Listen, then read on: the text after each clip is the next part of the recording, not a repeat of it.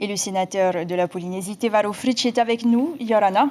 Bonsoir. Merci d'avoir accepté notre invitation. Alors, une première impression d'abord, qu'est-ce que cela fait de passer de vice-président à sénateur? C'est effectivement un changement.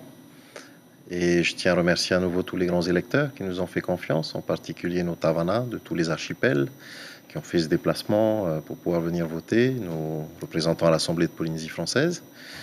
Leur dire que nous siégerons au nom de tous, comme on l'a dit, pas simplement de ceux qui ont voté pour nous, mais de l'ensemble de la Polynésie. Et je suis enthousiaste et motivé pour ce nouveau combat à Paris, en soutien effectivement au gouvernement, en soutien à nos communes. Et je crois qu'il y a tant à faire. Et avec l'ANA, je crois qu'on formera un beau duo, un bon duo en tout cas. Vous êtes un candidat déchu au municipal de Pun-Awia. Semir Alwardi, le politologue, nous disait dans notre émission de midi qu'être sénateur est un moyen pour vous de rebondir dans la vie politique. Est-ce que vous confirmez? Il n'y a pas de tracé prédestiné en politique.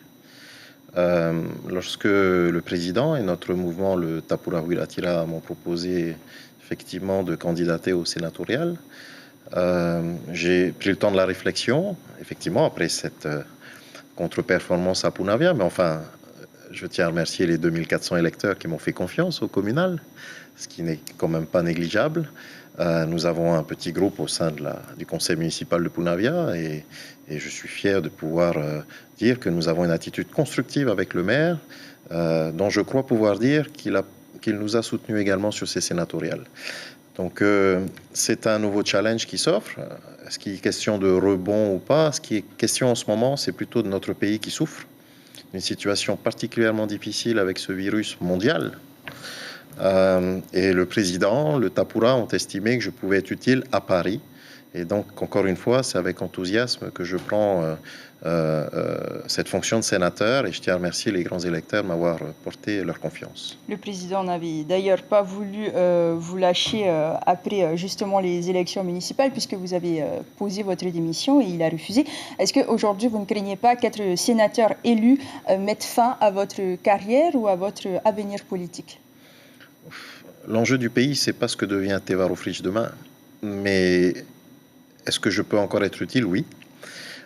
Si j'ai remis ma démission au président au lendemain des municipales, c'est parce que je pense que tout homme politique doit tirer parti aussi de ses échecs et les conclusions. Il s'agissait pour moi de laisser le choix au président, de le faire ou pas. Je pense avoir été utile aussi pendant cette crise sanitaire et avec le plan de sauvegarde économique et le plan de relance, avoir apporté ma petite contribution. Maintenant, je souhaite dire aux Polynésiens que je vais me battre au nom de tous à Paris pour nous tous. Ce que je deviendrai plus tard, on verra ça plus tard. C'est pas le sujet du moment, je crois. Je crois que le moment est à l'unité et au combat. Merci pour ces premières réponses. Nous reviendrons avec vous juste après cette image. En marge de l'élection sénatoriale du jour, l'association 193 manifestait ce matin devant les grilles de l'établissement scolaire du second degré. Ses membres interpellaient les grands électeurs. Voter en toute conscience, pouvait-on lire sur les banderoles. Très clairement, l'association de défense des victimes du nucléaire appelait cette semaine à ne pas voter pour la candidate Lana Tetuanui. Ils l'ont fait savoir une nouvelle fois ce matin. Te Varufric, Lana Tetuanui a été très critiquée sur l'amendement qui porte son nom. L'association 193 l'accuse de mensonges et complicité. Je cite, « Quelle est votre position aujourd'hui? Est-ce que vous allez prôner pour une modification de l'amendement ou vous pensez que celui-ci a amélioré l'indemnisation des victimes ?» Je souhaite regarder vers l'avenir. J'ai beaucoup de respect pour 193 et toutes les associations qui se battent effectivement pour que soit entendue cette cause du nucléaire. Mon père, à l'époque, et à son âme, a été aussi un des premiers à défiler dans propriété, alors que c'était un popa. Donc, ce que je souhaite dire par là, c'est qu'il ne faut pas qu'il y ait de politisation du sujet, et ça n'est pas une affaire non plus d'être polynésien ou pas. C'est l'affaire, effectivement, de dire que la Polynésie a accueilli des essais nucléaires, que l'État a reconnu qu'il y a eu des conséquences sanitaires, environnementales, et donc il faut une réparation. Concrètement, on l'a mis dans notre programme.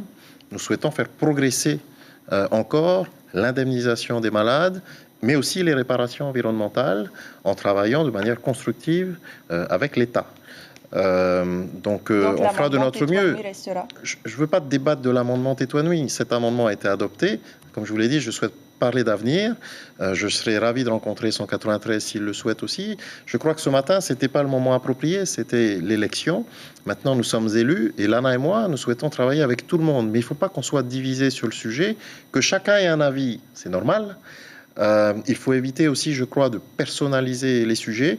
En tout cas, ce que je peux vous dire, c'est que ça a été inscrit dans notre profession de foi et ça fera partie des sujets majeurs que l'on souhaite encore faire progresser à Paris.